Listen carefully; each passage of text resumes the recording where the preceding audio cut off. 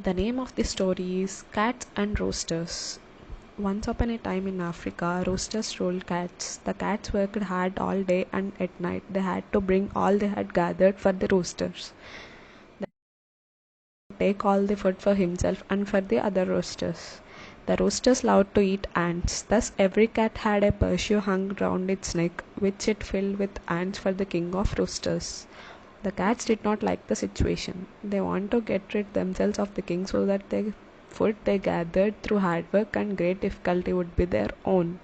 But they were afraid of the roosters. The roosters had told the cats that roosters' combs were made out of fire and that the fire of their combs would burn anyone who disobeyed them. The cats believed them and therefore worked from early morning until night for the roosters.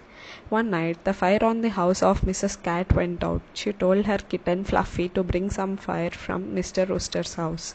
When Fluffy went into the house of Rooster, she saw that Mr. Rooster was fast asleep, his stomach swollen with the ants he had eaten. The kitten was afraid to wake the rooster, so she returned home empty-handed and told her mother what had happened.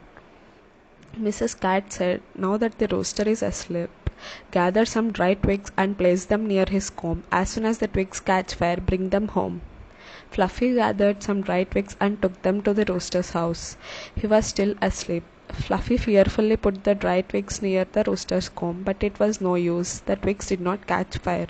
Fluffy rubbed the twigs against the rooster's comb again, but it was no use. They would not catch fire. Fluffy returned home without any fire and told her mother, "The roost comb does not set twigs on fire." Mrs. Cat answered, "Why can't you do anything right? Come with me. I will show you how to make fire with the rooster's comb." So together when they went to the house of Mr. Rooster, he was still asleep. Mrs. Cat put the twigs as near to the rooster's comb as she could, but the twigs did not catch fire.